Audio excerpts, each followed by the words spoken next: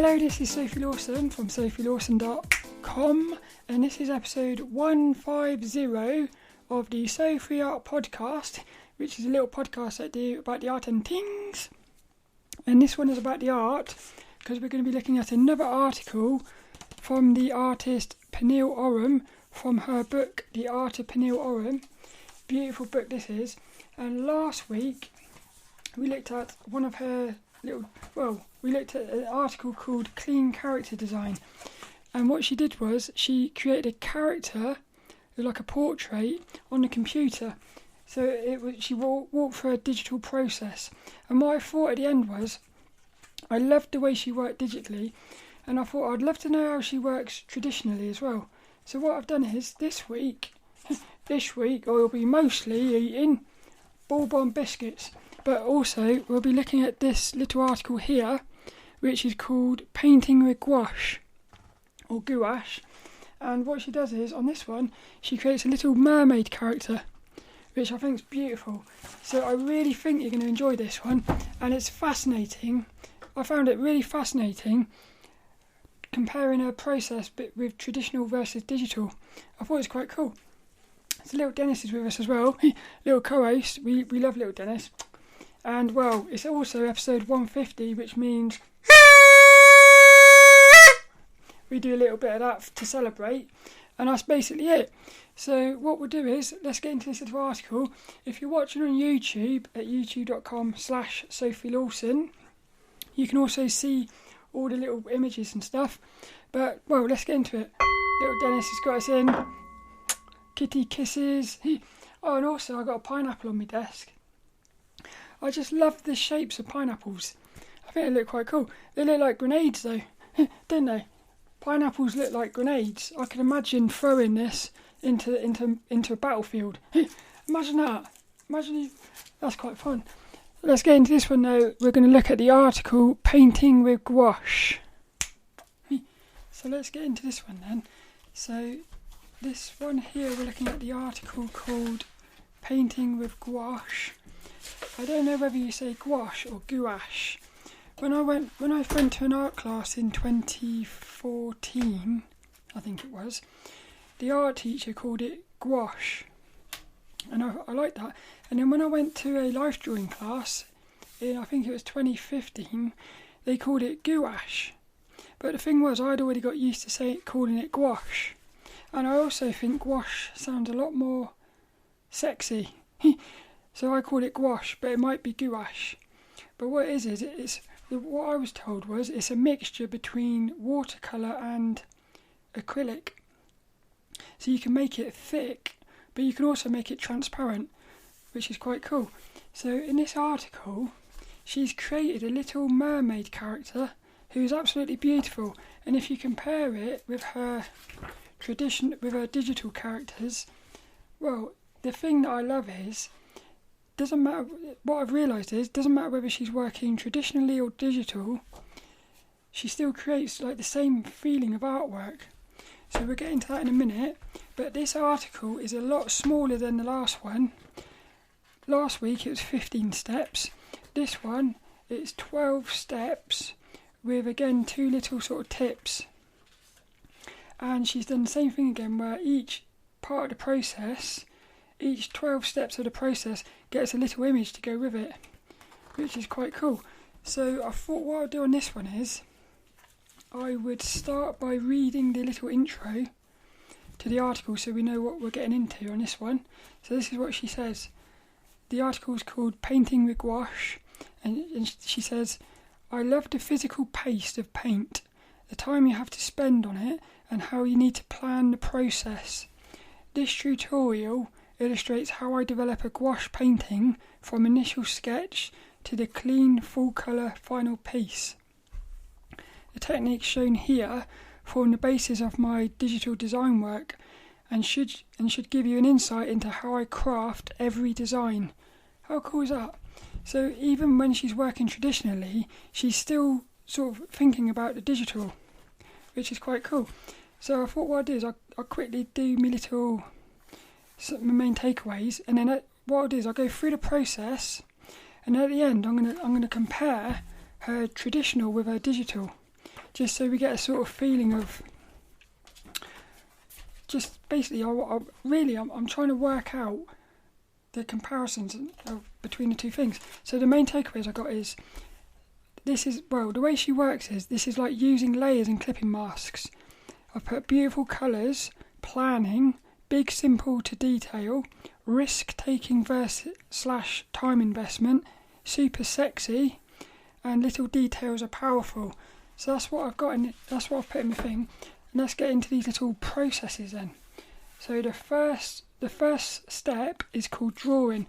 But before we get into that, in this article, we've got the final thing.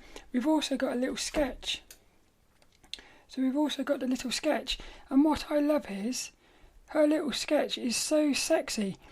That sketch on its own is, to me, beautiful. So not only, what I've realised is, the foundation that she works with, she's making sure that the foundation is solid. She even mentioned that last week in the article. She said about how she said something about spending a lot of time doing the thing that might be tedious at the start, but it will pay dividends in the end. The same thing's happened here.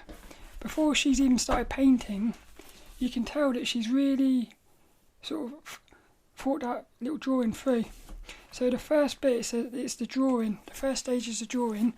And in my little notes, what I've put is, I've put red pencil with a question mark. And what else have I put? Very clean, big shapes. Yeah, so the way she draws is very big shapes. And I also think that helps with the painting as well. But the thing is as well, there's quite a lot of details in it as well. It's nice. There's a nice balance between big shapes and little details. And then I've also put, I love her sketch. Yeah, I do. I love her sketch. She's also done this really cool thing where what she's done is, you got a little character, and then she's put like a box or a rectangle behind the character, almost as if the character is overlapping a window or something. And then what she does is, when she does her painting, she only has to paint the little window box. I just love it. It's a really cool effect. Whereas when she worked digitally, she made the whole background one colour. So I quite liked that. I thought it was cool. But the main thing I got from this first phase was red pencil. Why? I asked myself, why did she use a red pencil? What's amazing is, a little bit in a minute, we're going to find out why, which I thought was quite cool. So she actually answered that, and we'll find out in a minute why she used a red pencil. The next phase, number 2, is called light erasing. What she does here is she erases the drawing so that when she starts painting, the pencil lines aren't as overpowering, I suppose, so that the pencil doesn't come through the paints, which is quite cool. And this is what I've put here. This is what I put. I thought red would show through. Yeah. So I thought to myself, why did she use a red pencil? And then when she started erasing, I thought to myself, yeah, I thought the red pencil would show through. That's what I thought. And then I just put, yeah. What I did was, when she said she used a red pencil, I even went back to the original drawing, the original finished painting, to see if I could see any of the red pencil. Because I was convinced that red pencil was going to show through. But there wasn't really much to take away from these two phases. The first phase was just getting the drawing the way she wanted it, using a red pencil, and then the second phase is lightly removing the pencil so that the paints can be the more dominant thing. The next phase is called edge masking. This is quite cool. So what she's done is, that little box that's behind the character, what she's done is she's put masking tape around the edges of that box, so that then what she can do is she can basically paint the background and have nice clean edges to the background, and she doesn't have to worry about going over the edge, because if she paints over the edge, she'll be painting on the masking tape, which she can remove later. It's quite cool. So the other thing, this is what I put in my notes. I said working from back to front. Yeah, so she's not going to start with the character. She's going to start with the background, and I started thinking it's like layers. The background layer, and then you move on to so you have to work from back to front. What have I put here? I've said you can still see the red lines. So even though she's erased them, you can actually still see them. Which that caught my attention. And then she also put acid-free masking tape. What did she say? She said, make sure to use acid-free masking tape to avoid damage to your paper. What I actually use is this stuff called, it's Scotch. It's called Scotch magic tape. And what you can do is, it's sellotape basically, but you can stick it on things. You can't see it. You can actually draw over the top of it. So you've got this masking tape. You can draw over the top of it. It's so amazing. You can't actually see where it is.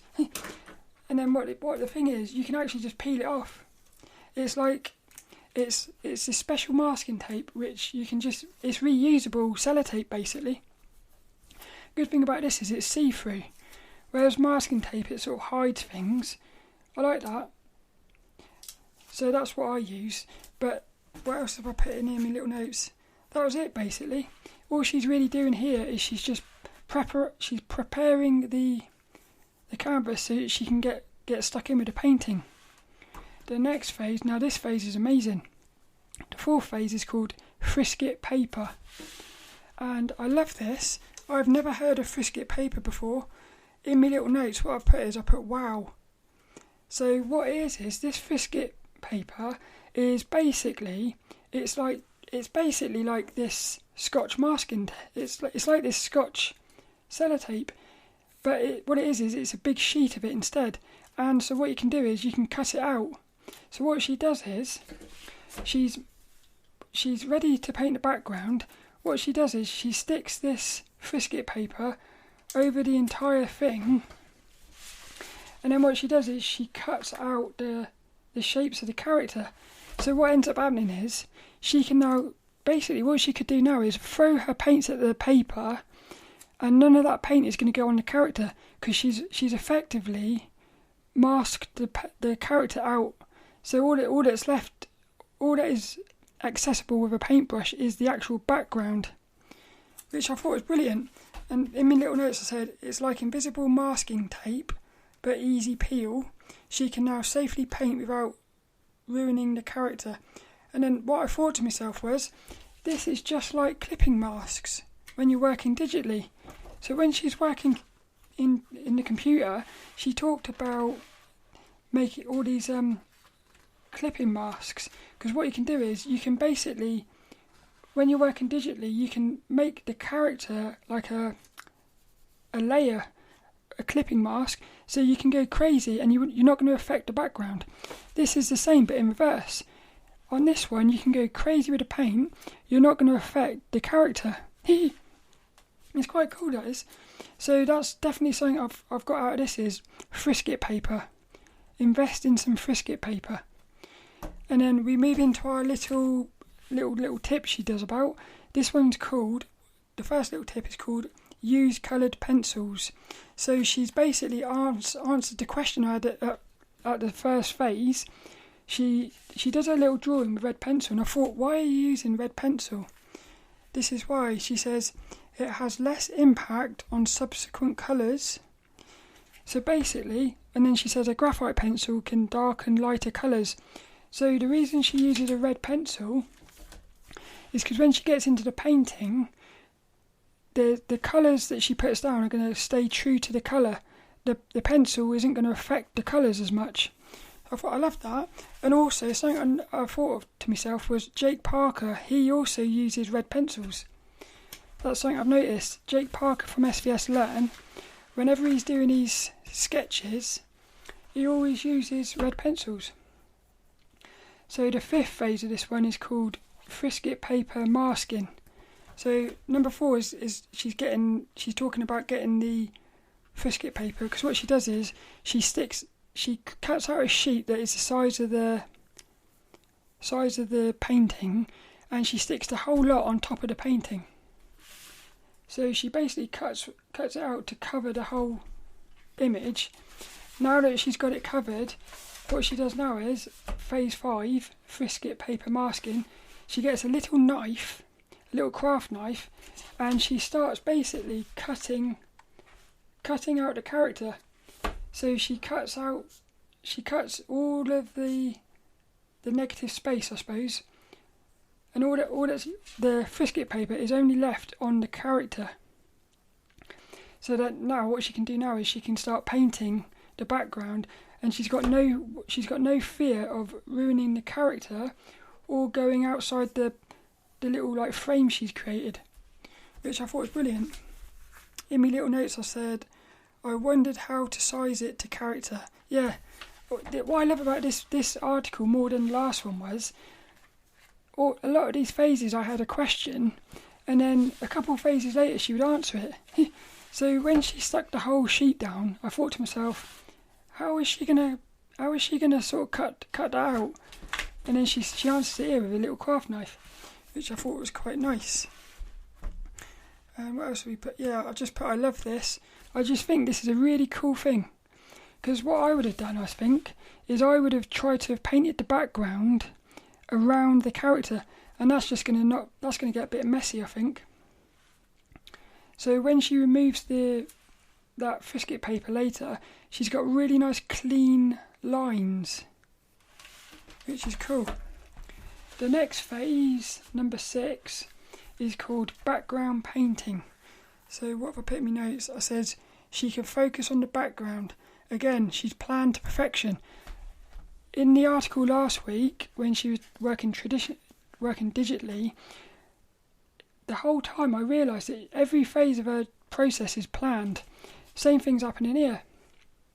She can get stuck into that background and focus on it. She doesn't have to be worrying about going over ruining the character. In other words, what she's doing is she's making it so that every phase of this painting she's not overwhelmed, basically. At this phase she's focusing on the background. Later on she can focus on the character. Instead of trying to do the whole thing at once, she's breaking down the painting process into like layers. It's just like working digitally, which I think is really cool. The next, she also says about using a minimal amount of water to create an opaque look. So that the background looks very solid. The next bit, phase 7, is called background details. So what she does here is she starts putting in little tiny details, and I love this. So she starts to, for the detailed bit, she starts using pencils and also watercolours. So what she does is she starts like drawing little details because the background has got a load of like leaves, like pink leaves. She starts drawing like the veins of the leaves with the coloured pencil, and she also puts these little white dots with the paintbrush. So she's combining watercolour and pencils. Again, she's using pencils because it gives her more control for the details. So again, it's like she's able to take risks without too much risk. Because if she tried to do those lines with paint, there's a chance she could ruin it. And this is the thing, it's very unforgiving when working traditionally. And then when she's done that, there was something else she said as well. I like this bit. What she said, if I wish to add more, I leave it to the end when I can see the whole image. So, what was it said here? Like, yeah, what I put in my notes was, I said, might want different details when can see character too. And again, it made me think of like zooming in and out. They talk about when you're working on details, you've got to zoom out from time to time to see how those details combine with the rest of the image. So because she hasn't got a character yet, she's not really 100% sure how these details are going to look. Because she might put some details in and it looks cool, but when she's put a character in, she might think, I don't actually like that. Or she might think, I really want to add some more details now to balance with the character. So I like that. So the next phase, number 8, is called mask removal. I love this. I love the way the image looks at this phase, because what we've got now is when she removes the masking tape around the border of the frame and the frisket paper, which was around the character, we end up with this really clean background layer. It's beautiful. Everything has got really nice clean edges. So what it means now is the background is basically done. She can now get on with the character. And she hasn't got to worry about painting over colours or something, because everything's been nice clean edges. So in my little notes I said, there's no mention of time to wait for paint to dry. Yeah, this was something. There was a couple of points during this little article where she didn't. I would have liked a bit more information, like how much water is she using with the paint.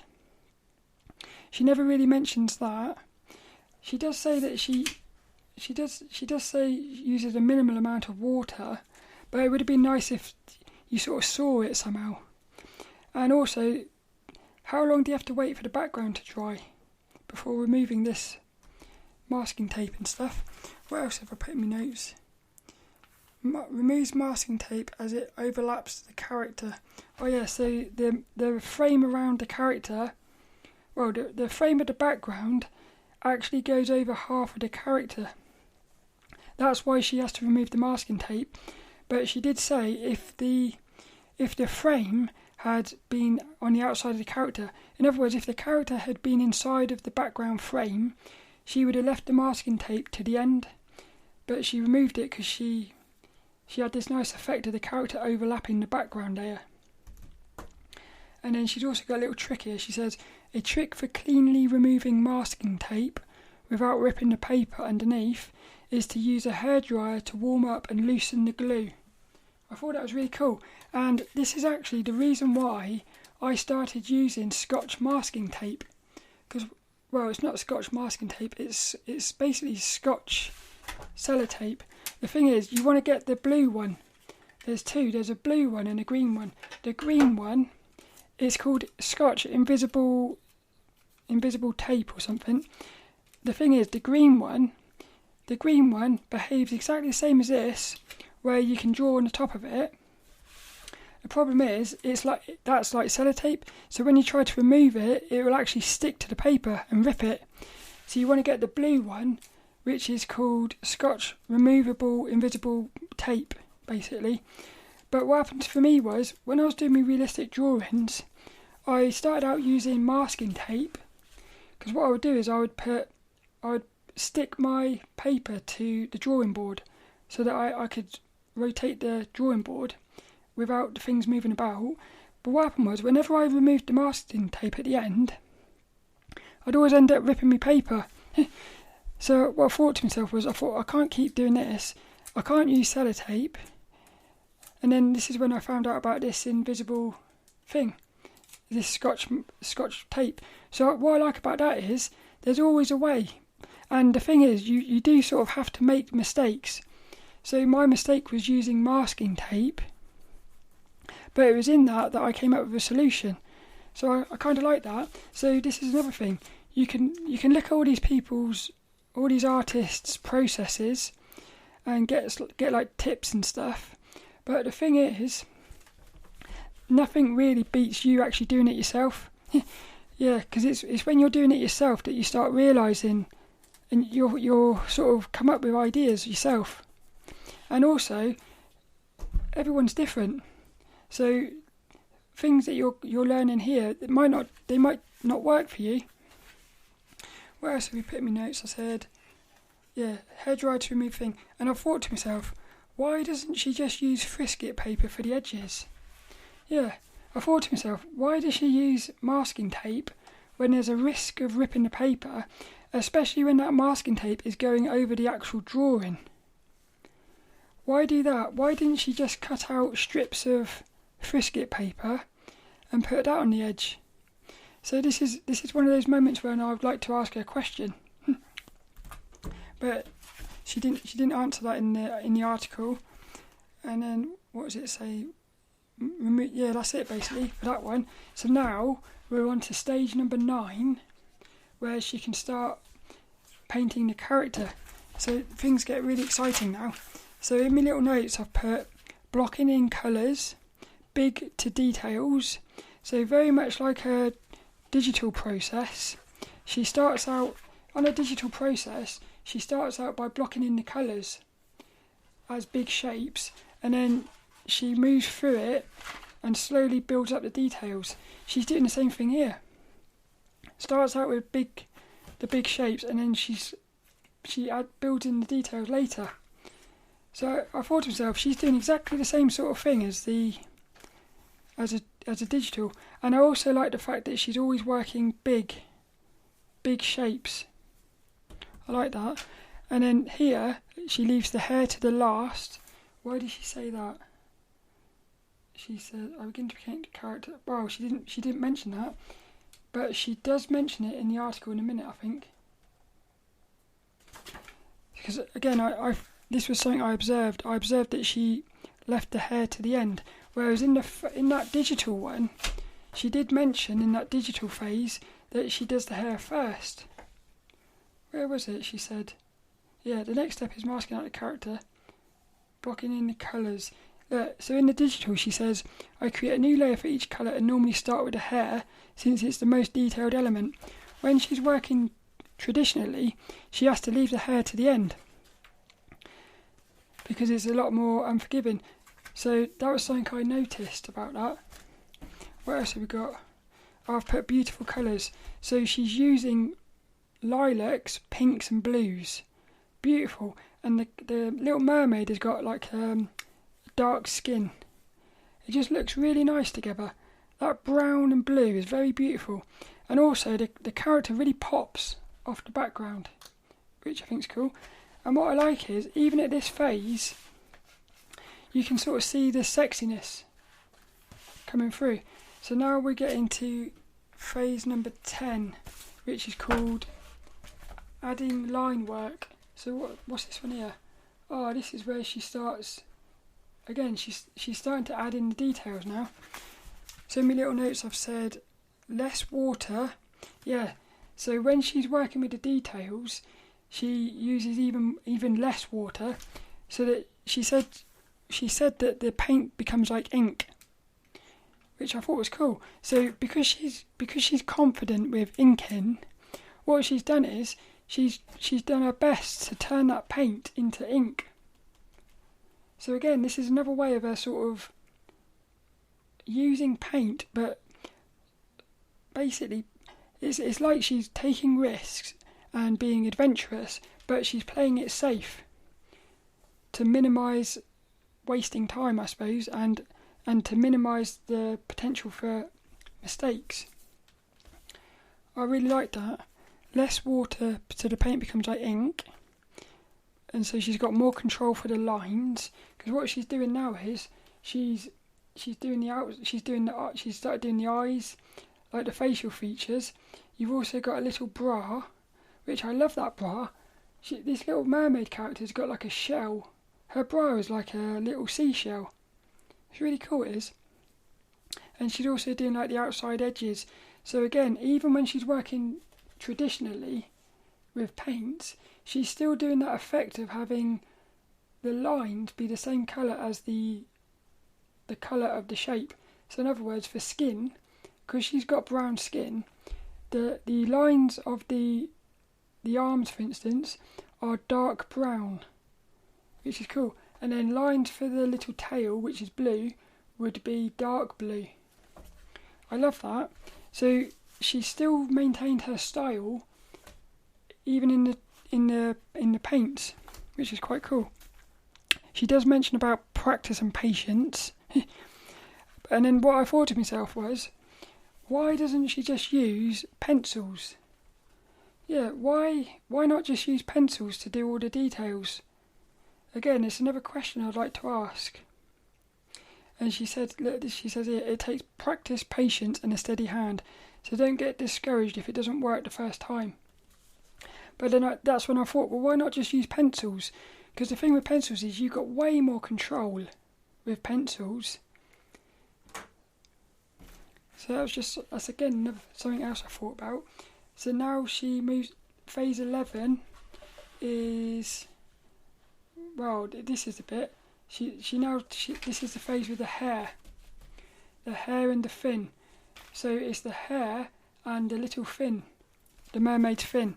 So what have we got on this one? Phase number 11, more details. So she says, more details equals save to the end. What's it say? I leave these elements until last because they require more consideration and detail. I use a small brush to add the finer details. So little tips there. So she's blocking in the colour for the mermaid's hair and fin. So even now she's still blocking in colours. What else have I put?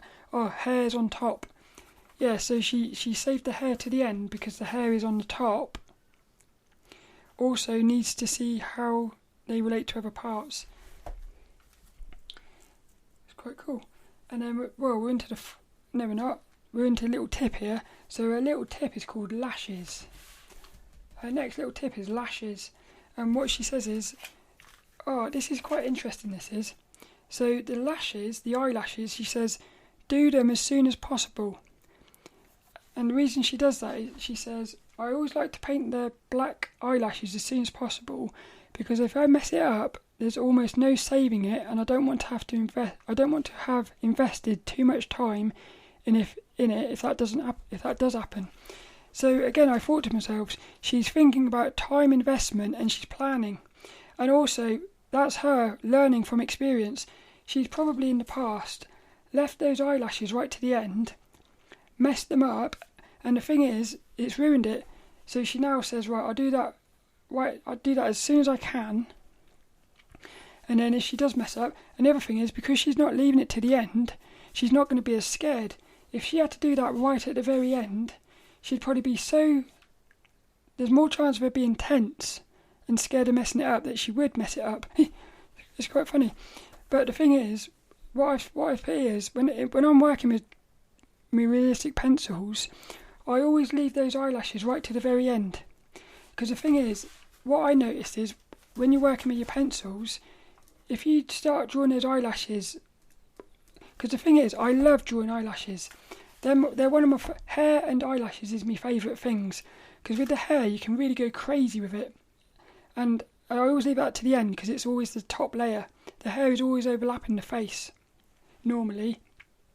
So I always leave the hair to the end. So the most fun bit comes at the end.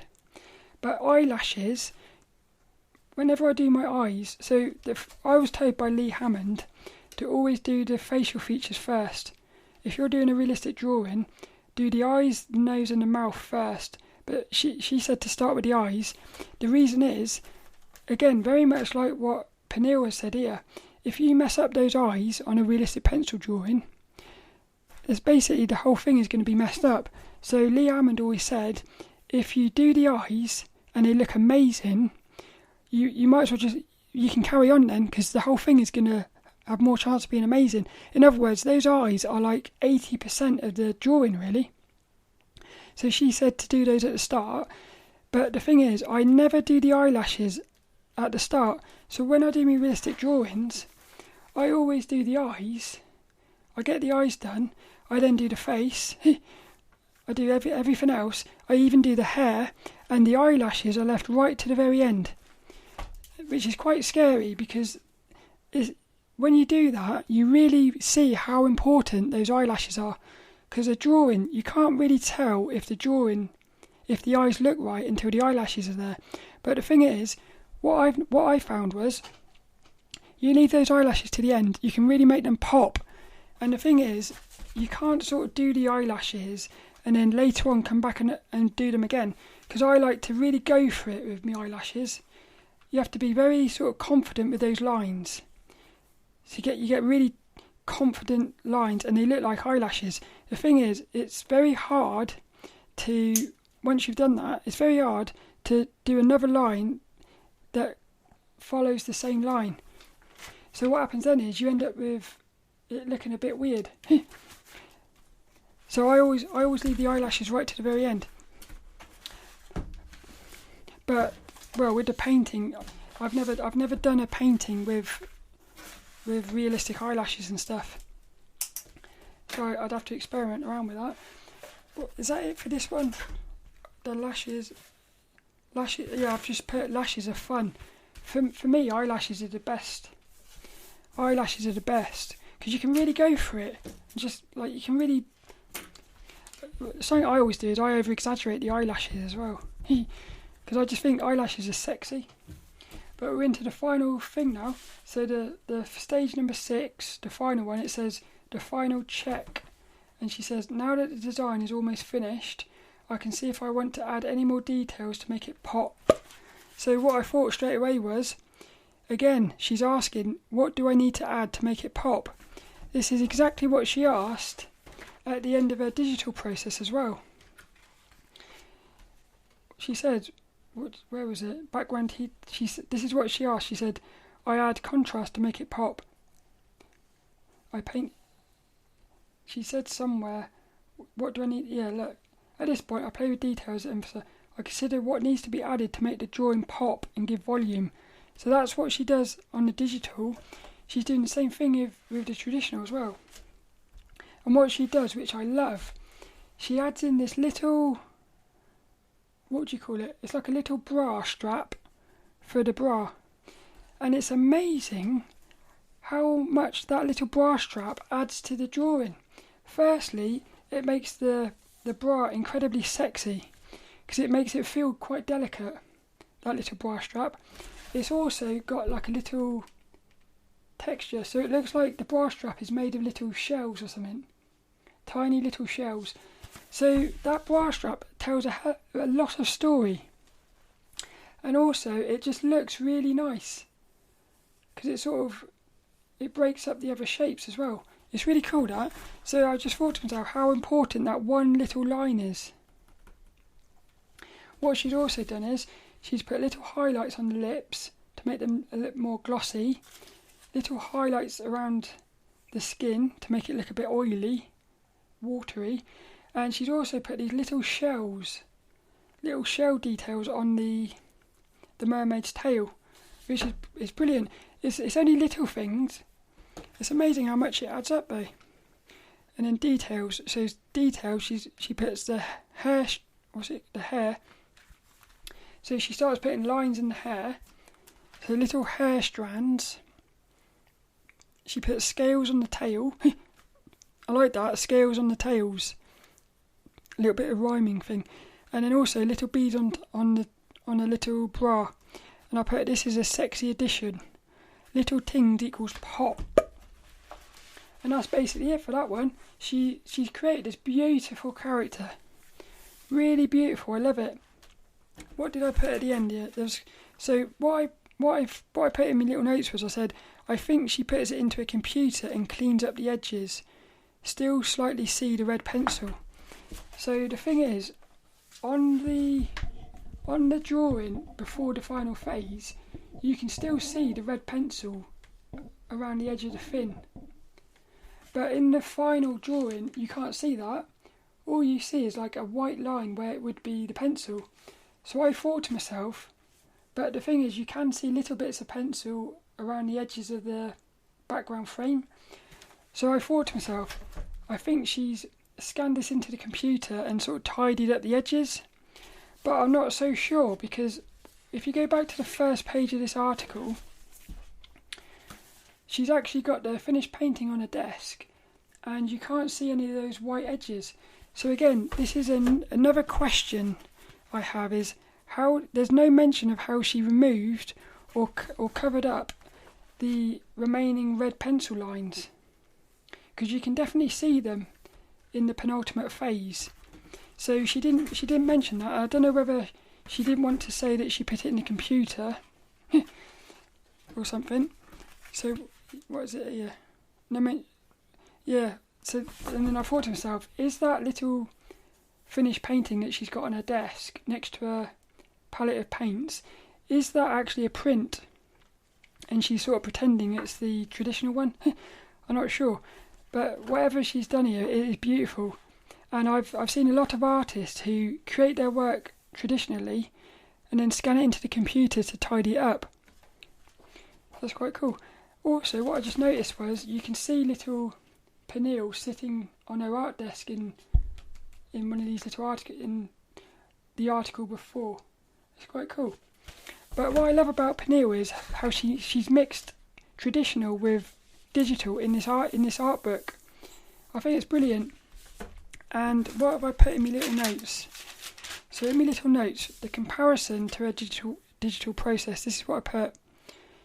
So I put planning ahead right from the off.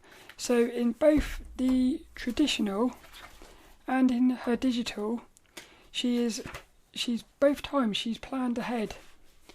So she really knows what she's doing, really. And she's minimising risk taking, but still being able to take risks. I've also put big sexy shapes and lines. Yeah, so it doesn't matter whether she's working traditionally or digitally, she's still got the same feeling in her artwork. So I've put, she's got the same style, yet it feels traditional. So what I love is, if you look at some of her digital paintings, if you saw one of her digital drawings and then looked at a traditional one, it's got the same style, but you can feel that it's traditional, which I think that's brilliant. I really like that. So it's like she hasn't lost any of her style, no matter what she's using, which I thought was quite cool. What else have I put? So digital is more forgiving, but she's worked out ways to minimise risks / time investment when working traditionally. Like for instance, in this one, she's used Frisket Paper for like acting as like layers. She does the lashes first. So again, anything that she knows is going to be a bit potential messing up, she does it first. And less water, so she doesn't use as much water, so that she's got more control over the paint, so that it feels a bit more like working digitally. I put both fun, playful processes. Yeah, both of these processes are very fun. I really love the way she works. I think it's really cool. I put no mention of writing / story in either of these processes. So even if she's working traditionally or digitally, she's never mentioned writing, which is quite weird. And the thing is, her characters have got a lot of story. So this mermaid's there's a lot of story here. You're wondering, well, the little props and accessories, like a little bra, tells a lot of story. And it was the same with that digital one as well, little earrings and stuff. So the accessories, I feel like the accessories bring the story for these characters. But there's no mention of writing or story, which is quite interesting. And also I've put a nice mix of space and details. So again, when she's worked digitally, there's lots of space.